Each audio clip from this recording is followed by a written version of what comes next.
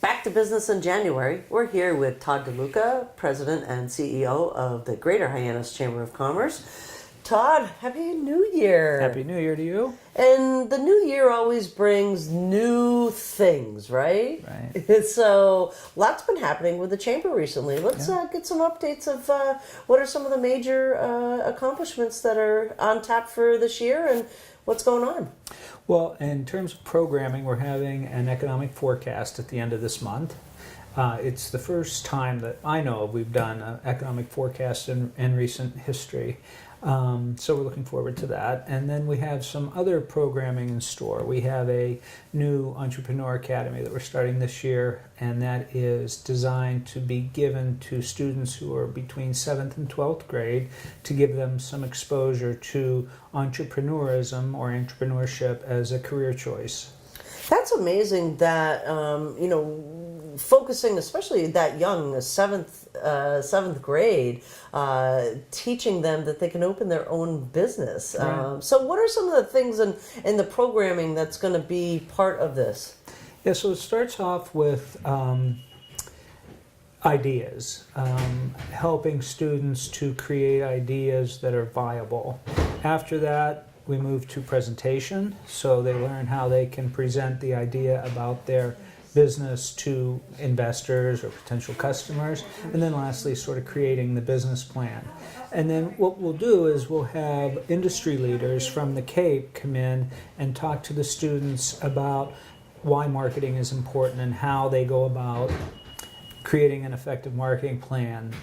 Someone from the financial sector will come in and talk to them about structuring the finances of their business and taxes. So when they're done, they have sort of an idea of what it takes to start a business. So if that's in the cards, they can consider it.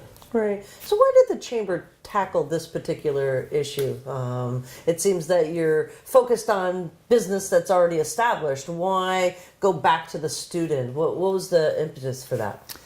Well, our mission in part is to create a strong business community in our area, and I think that means not only taking care of the businesses that exist now, but sort of cultivating for the future. We've got a number of issues that are somewhat unique to the area, and one of them is our lack of young people. And a lot of young people will say that they leave the Cape to find opportunity, and I think that if you're a young person living on Cape Cod and you want to spend your life here in this beautiful area, that you ought to consider entrepreneurship as a potential career choice. And that doesn't mean you have to come up with the next great idea. That means you can go into a trade, you can buy an existing business. There's lots of different ways to make a living here where you run your own business. Right. That's a great way to foster the next generation of entrepreneurs here on Cape Cod.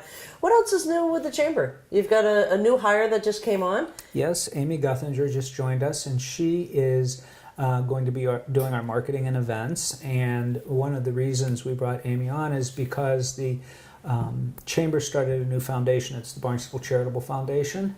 And that foundation has a number of objectives, but one of them is to produce 3 events that are sort of dear to the community, and that is Roll the Rock, the Last Gas bicycle ride, and the Spectacle of Trees that people seem to enjoy. Okay. And those used to be produced by the Cape Cod charitable fundraisers. I think they've raised millions over the years for charities. And what it is they put together events that small charities might not otherwise be able to do. Brand the events so they're known in the community. They're professional, they sort of generate excitement, so we're going to continue to operate those. The fellow that started that organization retired a few years ago, so it was a little bit turbulent about what was going to happen, but the group felt it was important to keep those going because the Chamber feels that a strong nonprofit community is good for business. Right. And a charitable foundation, why is that important to the Chamber? Starting an entity that you're part of now, what does that do with the Chamber? Well, I think it gives a Chamber, sometimes, going in front of local boards or the state and advocating for laws and regulations that are business friendly might get a little dry. So I think people like to be a part of an organization that has a bigger purpose too.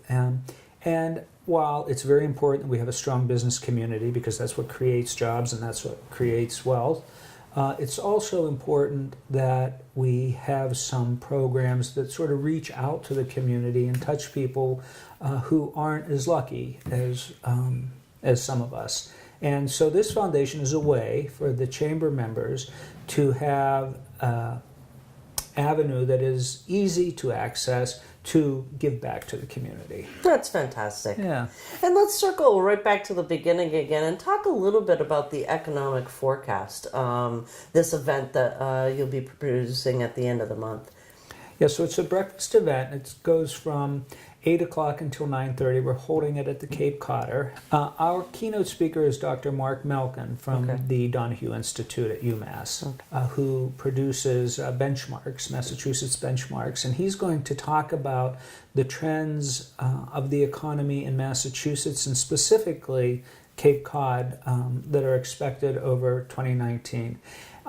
And he's also going to touch on some obstacles that he sees, and we sometimes know what those are in this area. That's workforce in the summer, it's housing, those kinds of things. So, but he'll touch on those things and help businesses sort of plan to know what to plan for, and if there are some opportunities that might exist this year, how they might leverage those opportunities. And how do people get information on that event? They just go to our website and click on events, and it's right there. Excellent. They can register and be in the know for 2019. That's right. 2019, we're talking about economic forecast, but really everybody wants to know what's going to be with the car show this year. So the car show, we're putting together the plans for it, and this is our 25th anniversary of the car show, so it's been going on a long time. I think there were only 2 years that it was rained out, so we're hoping for good weather, of course. And this year, instead of the craft show on the green, we're planning a Father's Day picnic on Friday and Saturday, where people can come down and perhaps have a beer and get some picnic food from some vendors there. And we're also looking at providing 25 hours of music leading up to the end of the car show and featuring some local bands down on the green to sort of entertain while the picnic's going on. That sounds like a lovely summer afternoon, doesn't it? We're looking forward to it. Excellent. Well, here's to the summer.